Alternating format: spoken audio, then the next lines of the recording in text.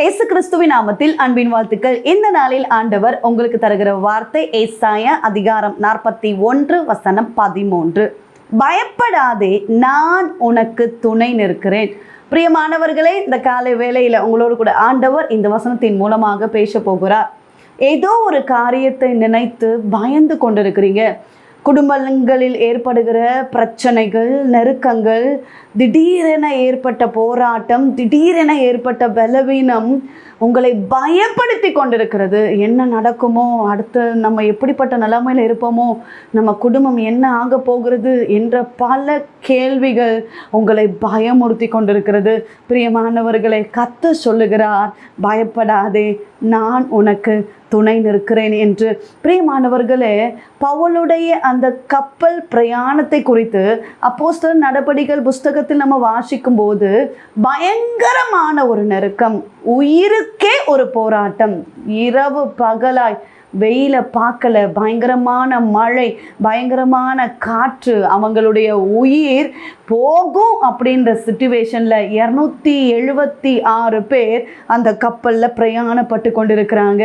பிரியமானவர்களே, கர்த்தருடைய வார்த்தை கடந்து வருகிறது, பவுலே நீ பயப்படாதே என்று சொல்லி.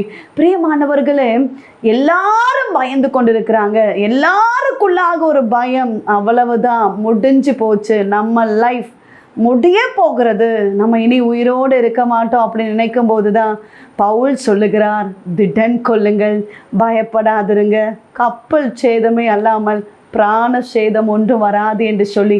பிரியமானவர்களே, கர்த்தருடைய வார்த்தையின் பேரு விசுவாசித்திருந்த பவுல் தைரியமா சொல்லுகிறார், ஒன்று நடக்காது. அதே மாதிரி ஒரு சிறு சேதம் கூட யாருக்கும் ஏற்படவே இல்லை. எந்த காரியத்தை குறித்து பயந்து கொண்டிருந்தார்களோ அந்த காரியம் லகுவாய் லேசாக முடிந்தது.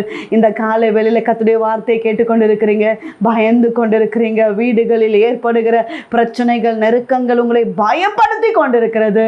ஏசப்பா சொல்லுகிறார், பயப்படாதே, நான் உனக்கு துணை நிற்கிறேன். பிரியமானவர்களே, கர்த்தர் துணையாக இருக்கிறார், கர்த்தர் கூட இருக்கிறார். ஒரு சேதமும் அணுகாதபடி கர்த்தர் நடத்துவார். குடும்பத்தில் ஏற்படுகிற பிரச்சனைகள் உங்களை பயப்படுத்தி கொண்டிருக்கிறதா, பயப்படாதிருங்க, ஏசப்பா கூட இருந்து ஆச்சரியமாக நடத்துவார். செபிப்போம். எங்களை நேசிக்கிற எங்கள் நல்ல தகப்பனே, இந்த கால வேலைக்காக நன்றி செலுத்துகிறோம். கர்த்தர் தந்த நல்ல வார்த்தைக்காக நன்றி அப்பா. பயப்படாதே, நான் உனக்கு துணை நிற்கிறேன் என்று சொல்லி இருக்கிறீரே. தெய்வ பிள்ளைகள் எந்த காரியத்தை குறித்து பயந்து கொண்டிருக்கிறார்களோ, இயேசுவின் நாமத்தினால அந்த பயங்கள் மாறட்டும். கர்த்தர் அற்புதத்தை செய்வீராக. கர்த்தர் விடுதலையை தருகிறபடியினால ஸ்தோத்திரம். குடும்பங்களில் காணப்படுகிற பிரச்சனைகள், நெருக்கங்கள், போராட்டங்கள் இயேசுவின் நாமத்தினால மாறி போகும்படியாக செபிக்கிறோம். இந்த நாள் முழுவதும் உங்க கரம் தாங்கி நடத்தட்டும். செய்கிற வேலைகள், வருமானங்கள், தொழில்களை ஆசீர்வதிங்க. கையின் பிரயாசங்களை ஆசீர்வதிங்க. குடும்பங்களை ஆசீர்வதிக்கிறபடியினால ஸ்தோத்திரம். குழந்தைக்காக ஜெபித்து கொண்டிருக்கிறாங்கப்பா.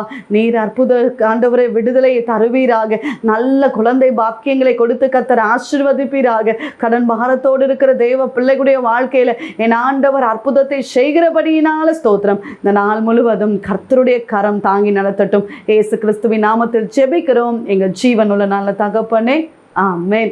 பிரியமானவர்களே, ஏசப்பா உங்களோடு பேசியிருக்கிறார். பயப்படாதிருங்க, கர்த்தர் துணையாக இருக்கிறார். உங்களுக்காக, உங்களுடைய ஜெப விண்ணப்பங்களுக்காக நாங்கள் ஜெபிக்கிறோம்.